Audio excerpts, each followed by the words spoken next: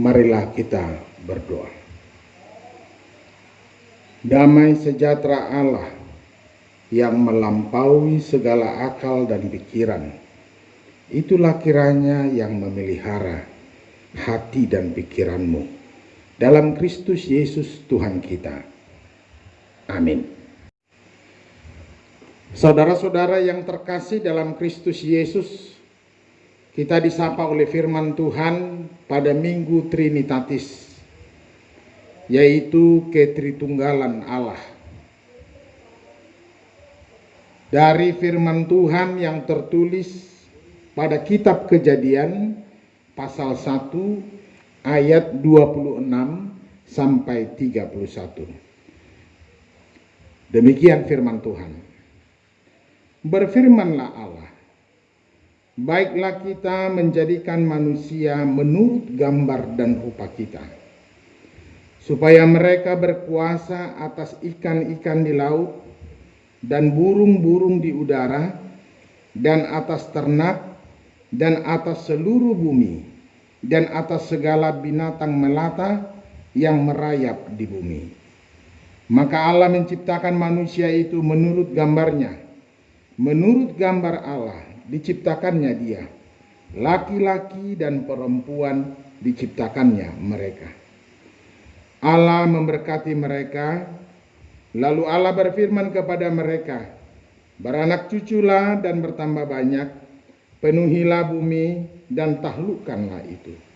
Berkuasalah atas ikan-ikan di laut dan burung-burung di udara dan di atas segala binatang yang merayap di bumi.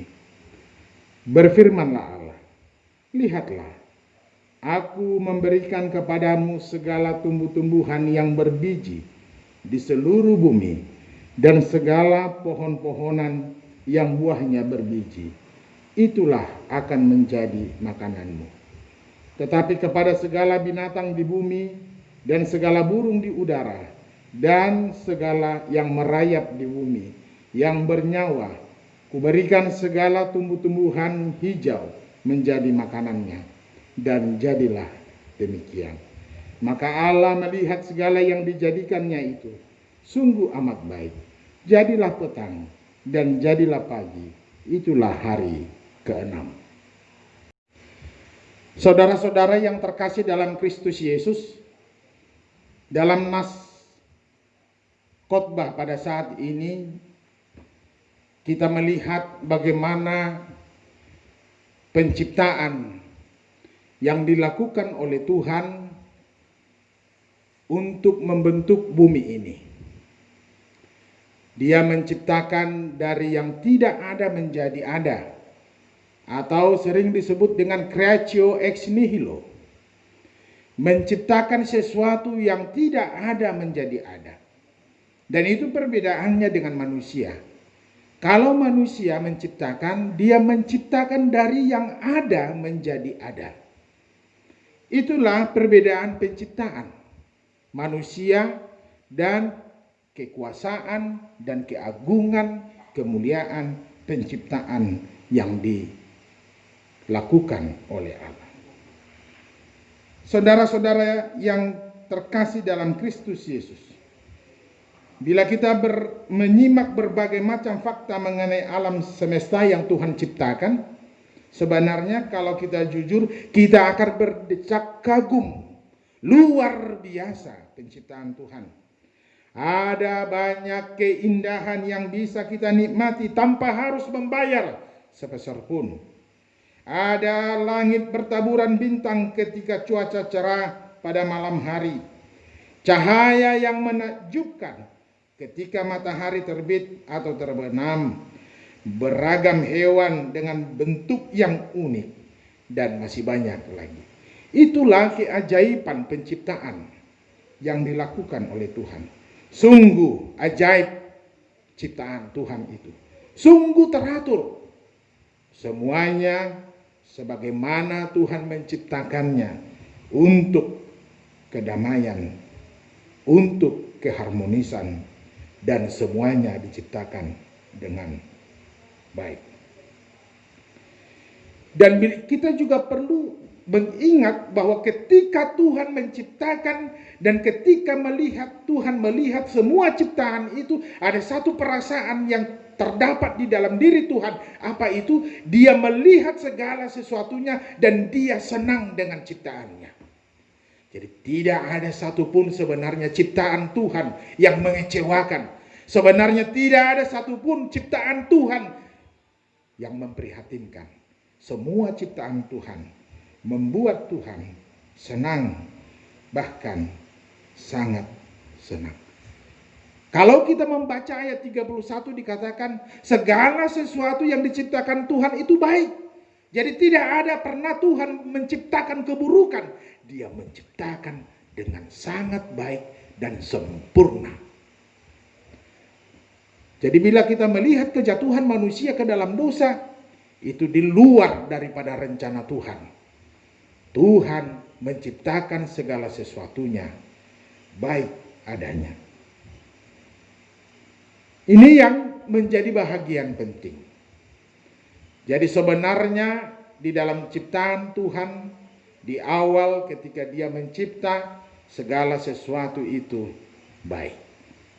Dan itu membuat Tuhan bergembira dan senang dengan semua karyanya. Ini yang pertama. Jadi sebenarnya panggilan kita sebagai ciptaan adalah membangun harmonisasi hubungan yang baik dengan ciptaan yang lain. Kita dengan sesama, kita dengan alam. Lihatlah begitu menderitanya dunia ini dan alam ini hanya karena ketidakmampuan kita hidup secara harmonis dengan seluruh ciptaan.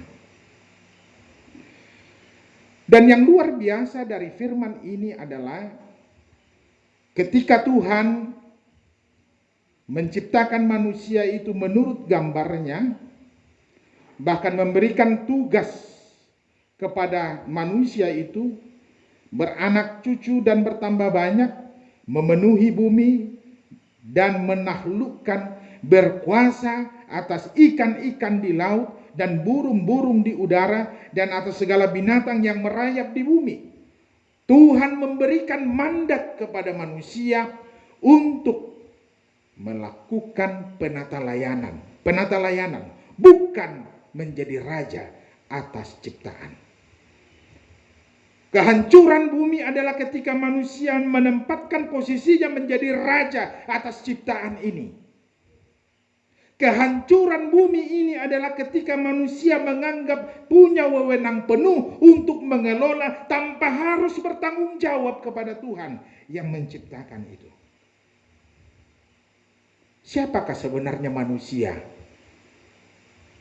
yang diberi oleh Tuhan kuasa untuk seluruh ciptaan? Dia adalah mitra Allah di dalam dunia ini. Dia adalah rekan sekerja Allah di dunia ini. Manusia diberikan gambar dan rupa Allah, imago Dei. Kita segambar dengan Allah, bahkan diberi kita mandat untuk menjadi penata layan atas keberlangsungan hidup di dunia ini. Jadi tidak baik sebenarnya Bapak Ibu saudara-saudara yang terkasih, bila kita memposisikan diri sebagai raja atas segala ciptaan, karena itu menghilangkan bahagian penting dari pengutusan Allah kepada manusia dan posisinya di dalam dunia ini. Manusia itu sendiri ada dan berada, eksis dalam keberadaan ciptaan dan dalam alam ini. Seharusnya bahagian penting yang harus diingat adalah karena kita adalah gambar, karena kita diberi penguasaan, maka yang harus kita lakukan adalah sifat penata layanan yang harus kita lakukan semata-mata untuk kemuliaan nama Tuhan. Walaupun kita berkuasa atas ikan-ikan, berkuasa atas bumi, kata berkuasa bukan diposisikan sebagai raja, tetapi sebagai mitra Allah di dunia ini, agar kita juga dapat menjadikan alam ini untuk menceritakan kemuliaan Allah di dalam kehidupan kita. Lihatlah, ada banyak kejadian yang memprihatinkan terjadi, longsor, banjir, dan segala kerakusan manusia. Bukti bahwa manusia hidup dalam keserakahan, tidak lagi melakukan mandat yang diberikan Allah sebagaimana harusnya dia menata layan di dalam dunia ini. Menjadi gambar Allah bukan hanya memiliki sejumlah potensi ilahi, tetapi mewujudkan potensi itu bagi kemuliaan Allah. Menjadi gambar Allah bukan hanya memiliki potensi ilahi, tetapi bagaimana manusia itu mewujudkan potensi itu bagi kemuliaan Allah. Hati-hati, jangan sampai karena keserakahan kita tidak dapat mewujudkan kemuliaan Allah. Alam yang rusak di sana dan di sini. Bahkan ada banyak yang menderita karena keserakahan manusia. Saudara-saudara yang terkasih, apa yang dapat kita petik dari firman ini? Yang pertama, manusia diaturkan bukan untuk menjadi raja dunia, melainkan mewakili raja sang pemilik dunia. Tindakan manusia merusak alam milik Allah itu adalah tidak berkenan, bahkan berdosa di hadapannya. Itu yang pertama. Kerusakan alam itu bahkan membuat kita tidak lagi sebagai mitra Allah di dunia ini. Yang kedua, kerusakan alam berarti pula berkurangnya kenyamanan hidup manusia. Konsekuensi penyalahgunaan kekuasaan ilahi akan dirasakan paling berat oleh manusia itu sendiri. Lihatlah, orang sana rakus yang menderita sesamanya. Bila orang yang di sana juga rakus, yang menderita juga adalah manusia. Dosa menyebabkan gambar Allah di dalam diri manusia tidak berfungsi dengan benar.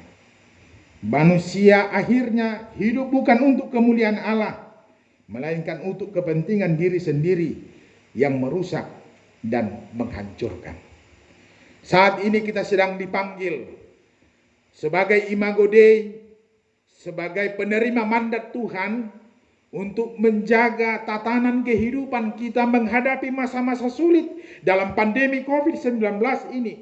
Lihatlah bagaimana kita mencintai kehidupan kita sendiri dan mencintai kehidupan saudara kita. Jangan menjadi penyebab penularan COVID-19. Setialah terhadap protokoler kesehatan. Kita akan memasuki satu fase baru, fase new normal. Kita dapat bebas beraktivitas, tapi dengan tetap menjaga dengan cara yang baru, dengan gaya yang baru untuk tidak menularkan COVID-19 ini kepada saudara kita. Maka bila Anda keluar, pakailah masker.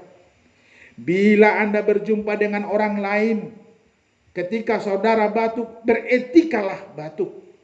Bila saudara keluar dari rumah saudara untuk berjumpa dengan saudara-saudara yang lain, jagalah kesehatan, karena Tuhan memberi kita satu tugas khusus atas dunia ini, yaitu menjadi penata layan. Orang yang hanya memikirkan kepentingannya sendiri pastilah merusak tatanan kehidupan masyarakat. Orang tua yang hanya memikirkan dirinya sendiri pastilah merusak keluarganya. Anak yang hanya memikirkan dirinya sendiri pastilah merusak keluarganya. Individu yang hanya mementingkan dirinya sendiri akan merusak tatanan yang lebih luas, yaitu masyarakat. Mari bersama-sama mengharmonisasi kehidupan. Kehidupan kita sejatinya adalah kedamaian bagi orang lain. Bila kita berjumpa dengan ciptaan lain, di situ ada harmonisasi.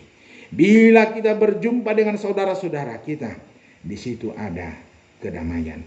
Mari untuk tidak saling menghancurkan, mari saling menyembuhkan.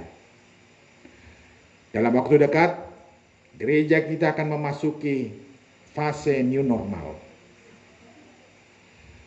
Ibadah dengan gaya baru. Ibadah pakai masker. Ibadah yang harus cuci tangan dulu. Ibadah di mana kita sedikit berbicara karena dapat menularkan virus kepada orang lain.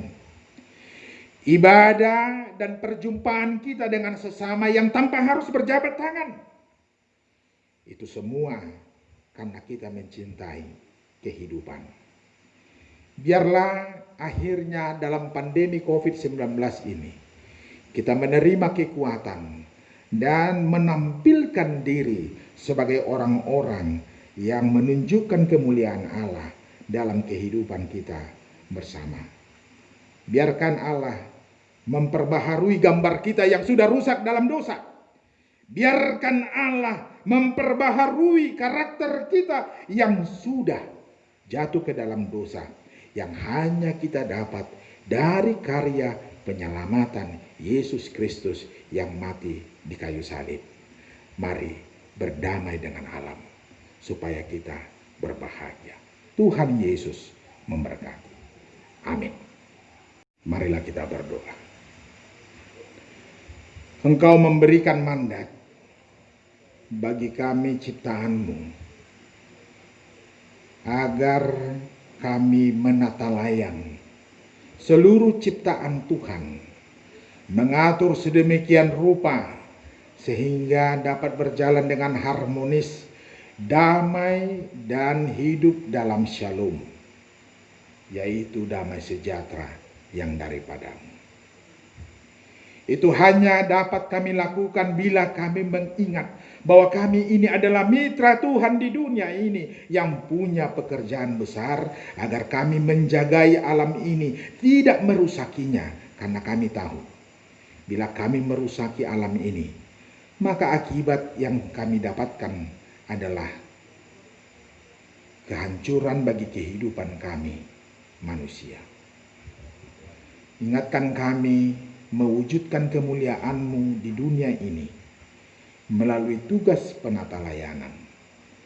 Biarlah Allah Bapa, Anak, dan Roh Kudus, Allah Tritunggal, menyertai kami juga ketika menghadapi pandemi COVID-19 ini yang menghancurkan kehidupan kami. Tapi kami Kau panggil pada hari ini juga menjadi penyembuh bagi orang lain. Biarlah kami juga menjaga kesehatan kami, menghormati aturan-aturan baru dalam kehidupan kami, agar orang lain sehat dan kami juga sehat. Berikan kami hikmat kebijaksanaan yang daripada-Mu, memampukan kami hidup berdamai dengan saudara kami, dengan memakai pola hidup sehat di tengah-tengah kehidupan kami. Kami berdoa biarlah Tuhan juga menyertai dan memberkati seluruh jemaat-Mu pada saat ini. Ada banyak yang harus menderita karena pandemi COVID-19 ini, yang kehilangan pekerjaan, yang ketakutan, yang khawatir akan kehidupan masa depan. Tapi kami tahu bahwa Tuhan akan memperbaharui gambar-Mu di dalam kehidupan kami, sehingga kami akan beroleh kehidupan baru. Engkau kiranya memberikan kekuatan, kesabaran kepada seluruh jemaat-Mu.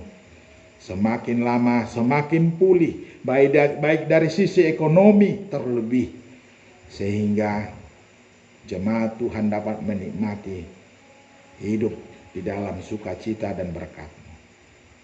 Berkatilah seluruh orang-orang percaya yang pada saat ini kami mulai diperkenankan untuk memasuki satu fase baru dalam kehidupan kami, yaitu fase new normal. Kami dapat kembali beribadah di dalam rumah Tuhan, tetapi dengan cara yang baru, dengan gaya yang baru, yaitu menjaga kesehatan kami dan juga menjaga kesehatan saudara kami. Biarlah kami tunduk kepada aturan yang berlaku, agar semuanya hidup dalam keharmonisan dan damai sejahtera. Berkatilah seluruh para medis yang berada di garda depan, pejuang-pejuang kemanusiaan. Tuhan memberikan penjaminan kepada mereka. Berkati pemerintah kami, berikan mereka kekuatan dan hikmat yang daripada-Mu, memerintah kami sedemikian rupa, agar kami hidup dalam kesatuan, walaupun kami berbeda-beda. Terima kasih Bapa. Kami serahkan kehidupan kami, dan di mana kami memulai fase yang baru, hanya di dalam tangan pengasihan-Mu. Kiranya Roh-Mu yang kudus menyertai dan menuntun kami dalam Kristus Yesus Tuhan kami. Amin.